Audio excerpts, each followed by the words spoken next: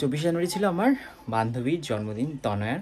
তো সারাদিনটা কিছু করতে পারিনি, জানি ওর মনটা একটু খারাপ, কিন্তু কাজের চাপই করতে পারিনি। তো ভাবলাম আজকে কেন না আমরা পোস্ট বার্থডে সেলিব্রেশন করবো। আজ এক্সপ্রেশন দিয়ে আসছিস কেন? ওরে সারাক্ষণ ঝগড়া করে, ভালো লাগে না আমার, বিশ্বাস করবে না ফিটা। দাদা সানগ্লাস পরে নি বাবা।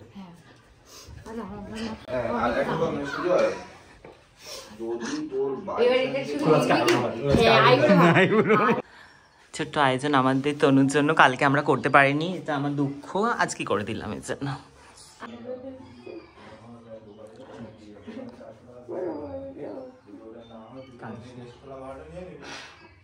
Birthday to you, happy birthday to you, happy. আজকে ঝগড়া দিয়ে ব্লগটা শুরু করলাম। ঝগড়া করো, আমি ফোনটা রেখে দিচ্ছি। ঝগড়া দিয়ে বল, ব্লগ শুরু করার কথা না। ও করবে, তাহলে ও নিজে করবে না, লোককে দিয়ে করবে, টাকা দিয়ে দিলে সব হয়। ওটা একজন রয়েছে একটুখানি করে, কোনো কিছু মনে করবে না, ঠিক আছে, ওটা চলে। আমি টোটো করে তুই কোথাও যাবি না, তুই সব কুটবি, ওখানে আলু কুটবি, রসুন ছাড়াবি, আদা কুটবি, সব করবি তুই। আমার একটা কথা শুনবা?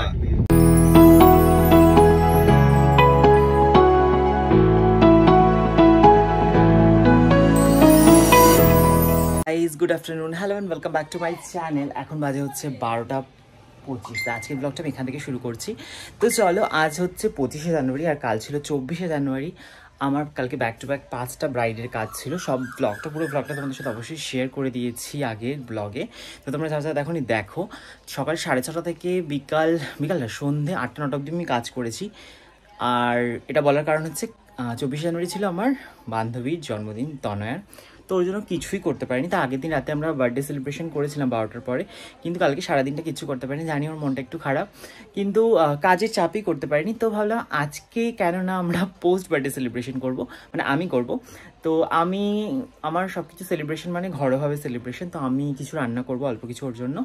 তো কীভাবে সেলিব্রেশন করছি, কী কী রান্না করছি সেটাই শেয়ার করবো। তো চটজলদি ব্লগটা শুরু করলাম, কারণ তাতে রান্নাগুলোও শেষ করতে হবে, কয়েকটা পদ রান্না করব।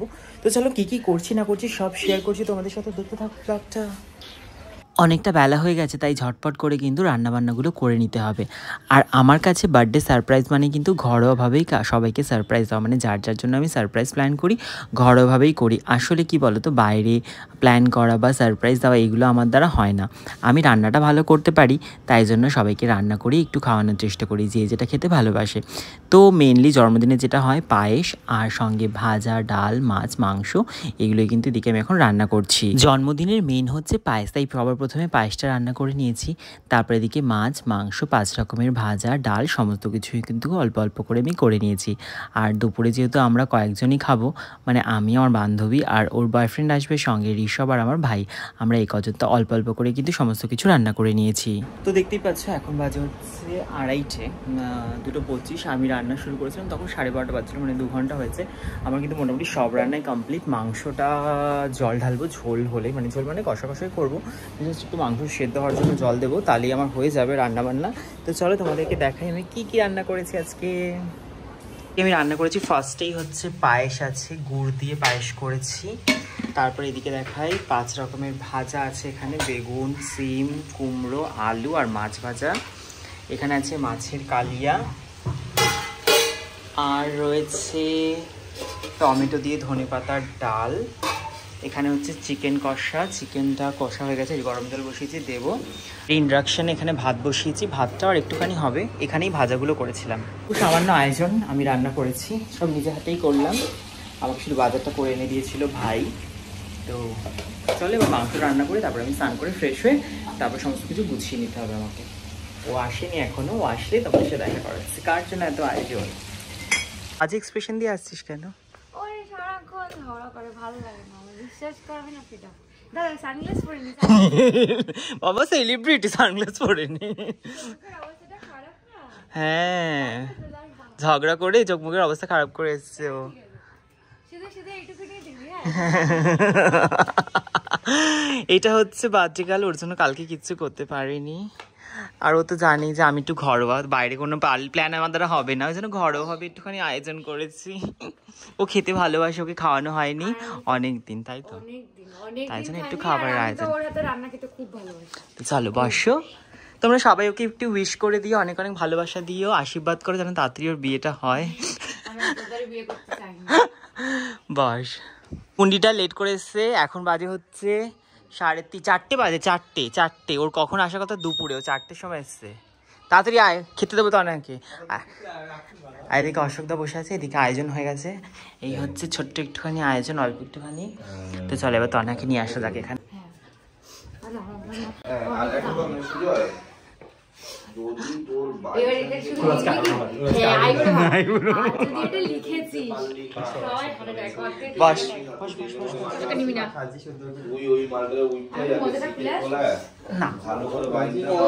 ডেকোরেশন করছে একটু দেখাই। হ্যাঁ ভালো লাগছে, সুন্দর। জীবনে তুই আমার ভয়েসটা নিবি? জীবনে দেখি আমার জন্মদিনে আমাকে কিচ্ছু কিনে দেয়নি, কিচ্ছু না, একটা কেকও পর্যন্ত কাটায়নি। আর যেই দীপ বলে দেখেছে টুমটুম করে চলে এসেছে।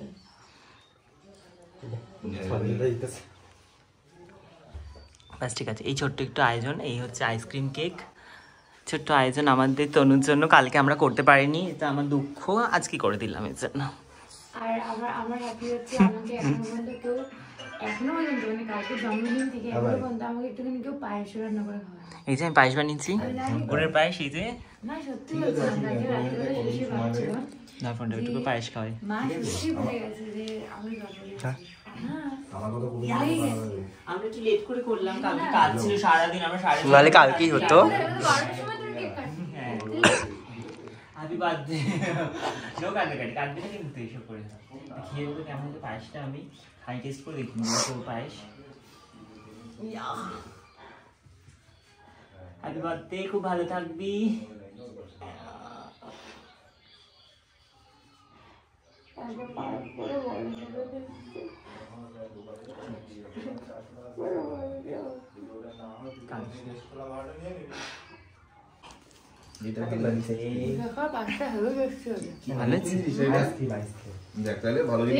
এই কেকটা আমার খুব প্রিয় কেক, এটা বাস্কিন রবিন্স এর বিয়ার বাস্কিন রবিন্স শর্ট ফর বিয়ার ये और বিস্কুট পাঁচটা হেভি টেস্টি।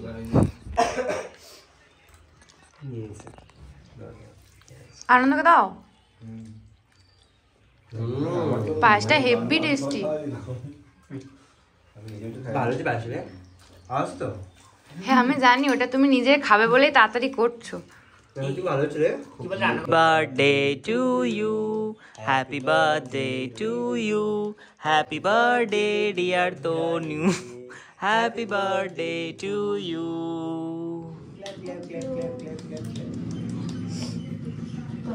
শক্ত হয়ে গেছে না না, তুই যদি ওই যে প্লাস্টিকের ছুরি দিতি না, হ্যাঁ কাটতোই না এটা। কাটতো না এটা। এটা কেক না তো, এটা আইসক্রিম তো।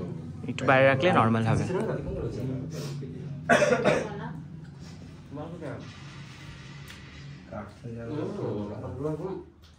অরিও বিস্কুট কি বিস্কুটটা খাবো না।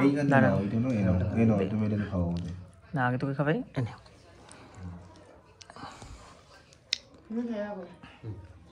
এইগুলো একটু থাকবে না বাইরে, ফ্রিজে রাখতে হবে নর্মাল। মানে কেকের ব্যাপারটা আছে খুব অল্প পরিমাণে যায়। বেশিটাই আইসক্রিম। কেকটা পুরো বাটারের মতো খেতে লাগবে, খেয়ে দেখ হেভি টেস্টি। আমরা খাওয়া শুরু করে দিয়েছি সবাই মিলে একসাথে। খুব ভালো হয়েছে। অনেকদিন পর আমরা এরকম হ্যাঁ অনেকদিন পর। অনেকদিন এই ছোট্টখাটো সেলিব্রেশনটা আমি ওর জন্য করেছিলাম, আর পরের দিন অ্যারেঞ্জ করেছিল অশোক দা। সেই ব্লগটাও কিন্তু এখানেই শেয়ার করলাম। আজকে ঝগড়া দিয়ে ব্লগটা শুরু করলাম। ঝগড়া করো, আমি ফোনটা রেখে দিচ্ছি। ঝগড়া দিয়ে বল, ব্লগ শুরু করার কথা না।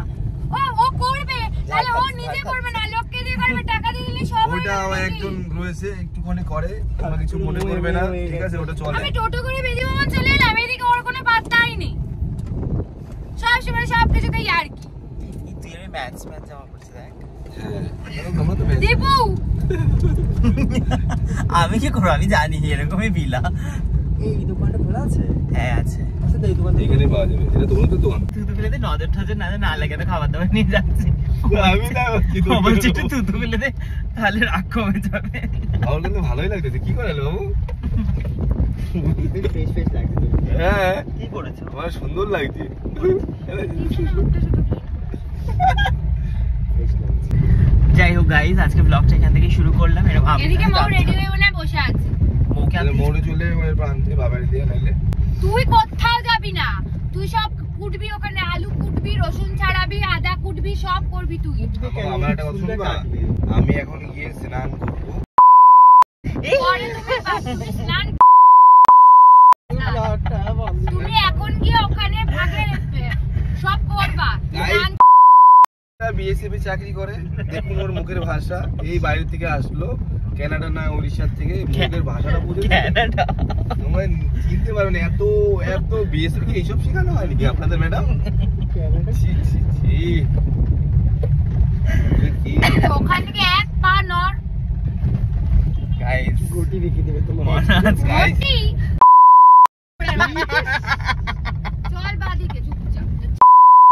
কালকে জানো না দি ওর ভাই কামড়াইছে, ও কামড়াইছে, কি শুরু করছে। আমি কি চকলেট বয় নাকি তুমি কামড়াইছো? Dark chocolate. হ্যাঁ বল ডার্ক চকলেট তুমি। এই জানো কামড়াইছে না জানো কালকে? হচ্ছে আমি এখানে কুমড়ো কাটছি, বেগুন কাটা হয়ে গেছে, ঋষভ ওখানে আলু পেঁয়াজ কাটছে, এখানে পায়েস বসিয়েছি। তনয়ার পোস্ট বার্থডে সেলিব্রেশন যেটা করছে অশোকদা, কিন্তু রান্নাবান্নার দায়িত্ব আমাদের উপরে।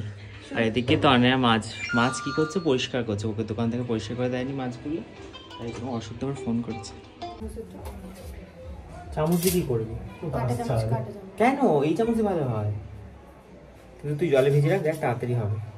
রান্না হয়ে গেছে, ভাজা হয়ে গেছে, এদিকে বেগুন ভাজা চলছে এখনো, এদিকে মাংসের আলু, এদিকে মশলাপাতি কাটা হয়ে গেছে, ওদিকে পায়েসটাও হয়ে গেছে, পায়েসটা দেখাই আমি একবার। এদিকে আমরা মাংসটা সিটি বসেছি, যেহেতু খাসির মাংস, আর এই হচ্ছে পায়েস।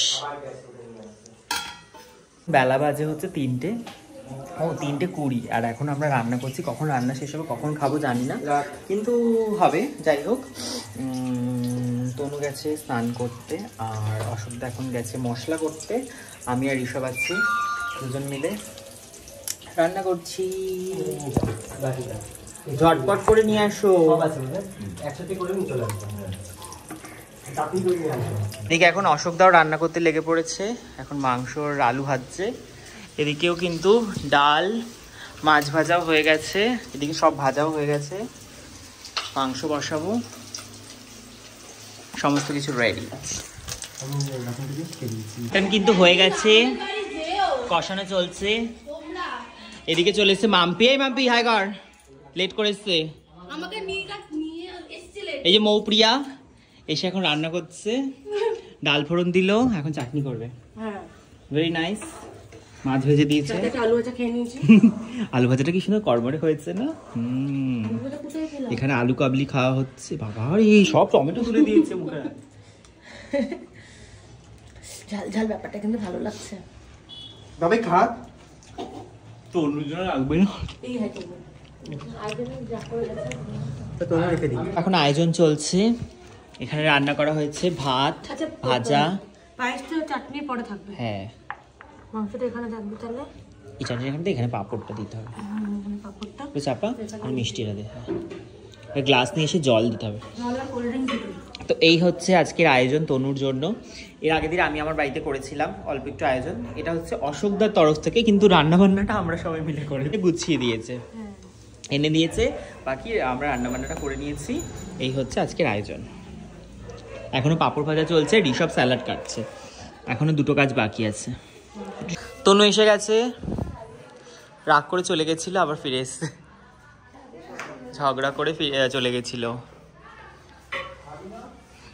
আমার ফোনটা দাও না ওকে। গান করতে দে। Happy birthday to you, happy birthday to you, happy birthday dear Tanu, happy birthday to you. May God bless you. May God bless you. Happy birthday, dear birthday, happy birthday to you. Oh.